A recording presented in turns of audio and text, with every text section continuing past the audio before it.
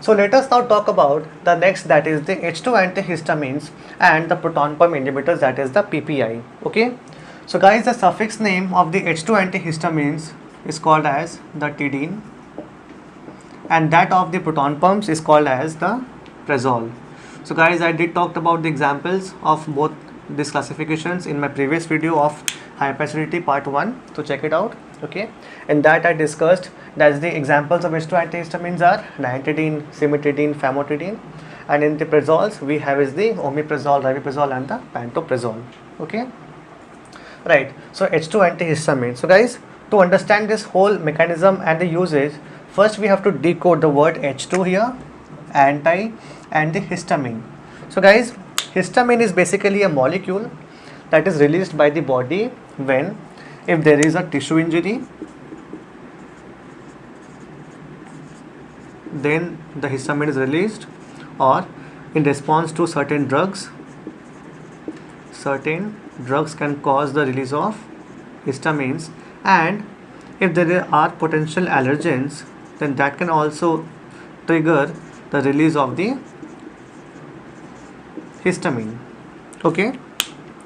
So guys, for the histamine to act in the body, it has to bind with its counterpart, that is called as the receptors or the histamine receptors. So let's write it down. Here we have is the histamine receptors. Okay. So normally we see that there is 4 types of receptors, that is H1, H2, H3 and H4. So the H1 receptors, these are present in the endothelium of the blood vessels. That is the H1 receptors. Okay, that is the cells of the endothelium, they have the receptor, that is the H1 receptors on the surface. In H2, these are found on the gastric parietal cells. So guys, I talked about the parietal cells in the previous video, that these cells and with other 3 cells they form the gastric glands. Okay, and the parietal secretes the HCl plus intrinsic factor, right? So guys, now we have the H1 and the H2 receptors. So guys, if the histamine molecule, it binds with the H1, then that will cause the dilation of the blood vessel. It is the effect of the histamine, that is dilation of the blood vessel. If the histamine molecule, it binds with the H2 receptors present on the gastric parietal cell, then that will cause the release or the production of HCl. Okay, so make sure in the H2 antihistamines, the H2 stands for the type 2 histamine receptors. Am I clear? Right. So H2 we know, histamines also we know. Okay, what we have remaining is the anti. So guys, the drugs that oppose the effect of the histamines, this one, are called as the H2 antihistamines. Okay, so guys, these H2 antihistamines, we have other names as well. For example, these are also called as H2RA and H2 blocker. So guys, this H2RA stands for histamine, that is the H2 receptor antagonist, right? So next we have is the introduction, and in the first point we have that the H2 antihistamine drugs, they decrease the excess amount of acid, that is the HCl here. So this is the HCl production in the stomach.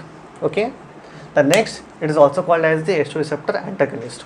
So next I'll talk about the mechanism of the H2 antihistamines and the proton pumps together. Okay, after we complete the uses and the adverse effect. So let's jump to the uses. So guys, the first use is its help in the treatment of the GERD. So guys, this means gastroesophageal reflux disease. That means if the gastric acid is coming upward, okay, it is getting reflux back from the gastric part to the esophagus part, then that will cause an irritation in the esophageal lining, and that disease is called as the gastroesophageal reflux disease. Okay, so next we have is the dyspepsia. So guys, this is the indigestion, as I talked earlier. This means indigestion. Okay, next we have is the diarrhea. So guys, patient having diarrhea, they will have the fecus coming out with a fluid. That means the stools are watery and they are loose. Okay, next we have is the muscle pain. as you know. And the last we have is the gynecomastia. That means gynecomastia means enlargement of man's breast. Okay, so guys, why does this happen? If the H2 antihistamine dose exceeds at certain level, that is the dosage value is exceeding, so that basically cause the inhibition of the production of testosterone. And as you know, it is the male sex hormone. So guys, actually the male has both the hormone, that is testosterone as well as the estrogen, okay, and both these hormones are in a balanced form. But when this H2 antihistamines, if the dose is at a higher content, they will block the testosterone level and it will decrease, okay. So that will cause an imbalance between testosterone and estrogen, and if that happens, then there will be the enlargement of the breast of the man, that is the gynecomastia, right? So now let's talk about the proton pump inhibitors. So the first we have is introduction, that it is the most potent inhibitors of the acid secretion, okay, and it is used for the prolonged reduction of stomach acid. So guys, one thing you should be clear here, that the proton pump inhibitors, these are a better drug as compared to that of H2 antihistamines. Talk about the uses as well. So first we have is the Zollinger-Ellison syndrome. So guys, this is a rare disorder that is characterized by the formation of tumors, that is the tumor formation in, let's suppose, the pancreas, okay. Then we have is the duodenum. In that case, the tumor is forming, and guys, the tumor here is also called as the gastrinoma. So guys, gastrinoma is basically a abnormal tumor cells, and they have a tendency to release excess amount of gastrin hormone, okay. So next we have is the esophagitis. So guys, itis means inflammation, okay, and the esophagus, as you know, is a tube present between the throat and the stomach. So inflammation of that tube is called as the esophagitis, that is the esophagus. And next we have is the abdominal pain. Then we have is the constipation, that is, you know, that is difficulty in emptying the bowel, that is the stools are hard and they are dry and hard. That's it. So we have completed the uses, adverse effect and the introduction part. The main thing we have remaining here is the mechanism, okay. So now let's talk about the mechanism of the proton pumps and the H2 antihistamines. So guys, to understand the mechanism of proton pumps and the H2 antihistamines, how they decrease the amount of acid in the stomach, we first have to understand and get a knowledge that how the acid is produced, okay. So guys, here I have drawn a stomach, and if we examine this lining of the stomach, if we zoom it, so as I told you earlier that the linings are having the gastric glands in a tubular fashion. So you see, these are the gastric glands in a tubular fashion, okay. Again we do the zooming of this part, then we have something like this. So the gastric gland, as you know, is comprised of 4 types of cells, as I talked in the earlier video. So guys, let's label them. So here, let's suppose this becomes the mucus cell, okay, and this becomes the parietal cells, the one with the green, and then let's suppose these are the chief cells, and this becomes the G, that is the endocrine cells, okay. So guys, 4 cells have been completed, but what about this cell here? So in addition to the 4 cells, there is one more cell that is called as the Enterochromafin cells, that is the ECC. And guys, these Enterochromafin cells, they release histamine. As I talked about the histamine that is released when there is tissue injury, drug overdose or something like that. So guys, the histamine is released basically by 3 types of cells, okay.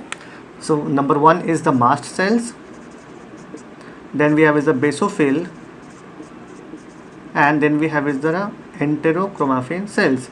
So the mast is present in the tissues, the basophil is in the blood, and therefore the ECC will be in the parietal of the gastric, okay, that is this cells. They also release the histamine, okay, and the G cells here is the one secreting the gastrin hormone, okay. Beside this part of the cells, we have is the blood capillary, that is this drawn in red, okay. So guys, if I zoom this part also, then we have structure like this. This red one is the blood capillary, okay, and this green is the parietal cells. So this is the parietal cells, okay. In the parietal cells we have three basic receptors, right? So let's draw the receptor here. This is number 1 receptor, this becomes number 2 receptors, and then we have is the number 3. So let me draw with the black. This becomes the number 3 receptors. So guys, this red one, let's suppose, becomes the gastrin receptors. These are the gastrin receptors. The blue is, let's suppose, the histamine receptors, okay, and the black here is the acetylcholine receptors. So guys, I talked about that in the parietal cells of the gastric, right? So the histamine receptors are of type 2. So we say these are the H2 receptors. That's clear? Okay. So guys, what happens, let's suppose the histamine is released in the body, okay, and the histamine molecule is coming and it is binding with the H2 receptors here. This is the histamine molecule, okay. So as soon as the histamine binds with its counterpart, that is the H2 receptor in the gastric parietal cells, then what will happen, that the ATP gets converted into cyclic AMP, that is the cyclic adenosine monophosphate. So guys, these are the molecules that are secondary messengers that causes variety of cellular function. Let's suppose they cause cell differentiation, okay, cell division. They also regulates the ion channel transport, that is very important, okay. This is the CMP conversion, and as the CMP is converted, so then it stimulates the protein kinase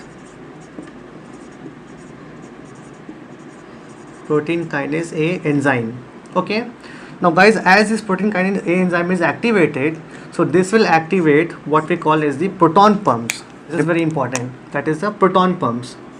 So these are the proton pumps, also called as the hydrogen potassium ATPase, or you can also say these are the gastrin proton pump, okay. So guys, once the molecule is binding with histamine 2 receptors, ATP converts into CMP. The CMP activates the protein kinase enzyme, and the protein kinase enzyme, they start that is the gastrin proton pump, okay. Now the next point. So guys, in this part, as you see here, this is basically the interstitial fluid. This is the interstitial fluid, and this is the blood capillary, right? So here we have the carbon dioxide molecule, that is the CO2, okay. Now just look at the production of HCl here. So guys, the CO2 gets inside the parietal cells, and now the CO2, it combines with the H2O. So let me draw with the green here.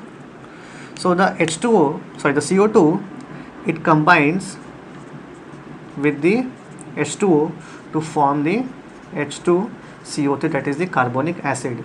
So guys, in the parietal cells, that is the H2CO3, the H2CO3 differentiates, that is it undergoes breakdown and releases an H plus, that is the protons, and then we have is the HCO3 minus, that is the bicarbonate ions, right?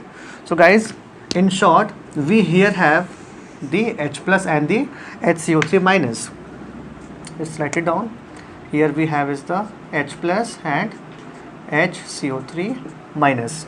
Now, so guys, the CO2 has entered, reaction has been done, and we have is the byproduct as H plus and HCO3 minus. So guys, HCO3 minus, it is pumped out of the parietal cells, and in return there is the influx of the chloride ions. There is a influx of the Cl minus, that is the chloride ions, okay. Again, the H plus that you see here is also pumped out. This H plus is also pumped out like this, okay, and in exchange of H plus we have the influx of the potassium ions. So here we have is the potassium ions, and they get inside the parietal cells. Now if the potassium ions have to go out of the parietal cells, then they have some specific ion channels here. So guys, in the parietal cells we have two channels, that is the potassium channel, that is K plus channel, and here we have is the chloride ion channel. This becomes the Cl minus ion channel, right? So guys, H2 is out, okay, where? In the stomach lumen. So this area, as you can see, because here is the blood capillary, then the parietal cells, and then we have is the stomach lumen. So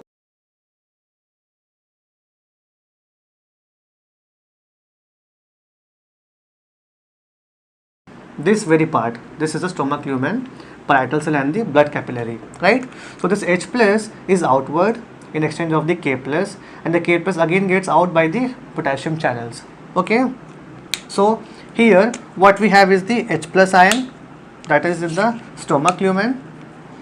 So let's write it down. This becomes the H plus, okay, and the Cl minus that you saw here, which came in exchange of the bicarbonate ions, that is also expelled or exchanged or pass out from the parietal cells via the chloride ion channels. So if that happens, then now we have the H plus in the lumen, and we have is the Cl minus in the lumen, and when this H plus and Cl minus they combine, then they form is, that is hydrochloric acid, HCl, okay. So guys, the activity of proton pump can happen only when there is the binding of the histamine molecule, because if the histamine molecule doesn't bind, then CMP will not be formed, okay, the protein kinase will not be activated, and therefore the proton pumps will also not be activated and they will not function. So this whole influx of ions will also not occur, right? So now let's talk about the mechanism. So first is the H2 antihistamine. So guys, if this is the histamine normal molecule, so the antihistamine molecule, let's suppose I draw it like this, okay, that is a square. So these are the H2 antihistamine, that is they oppose the histamine, okay. How? They block the H2 receptors in the gastric wall. The gastric wall contains the parietal cells, and this H2, that is the drugs, antihistaminic drugs, they simply come here and they block it. So if they block, then the histamines cannot bind with the H2 receptor, okay, and all these functions, as you see, that is the ATP converts to CMP and the protein kinase and the proton pump channel starts, it will not occur. If that is not occurring, then there will be no influx of the H plus outward in the stomach lumen, and the Cl minus as well, and the HCl will be, production will be decreased, okay. Next, decrease in CMP concentration, as you can see, the blocking of the H2 antihistaminic drugs here will also cause the decrease in the CMP, you can simply understand by this, and that will cause the decrease in the HCl secretion, that is the property or mechanism of the H2 antihistamines. And next we have is the proton pump inhibitors. So guys, the proton pump inhibitors, they block the proton pump which transport the H plus and K plus. So let's suppose that, guys, this is a proton pump, okay, this one, this is a proton pump inhibitors, that is the omeprazole, albendazole and everything.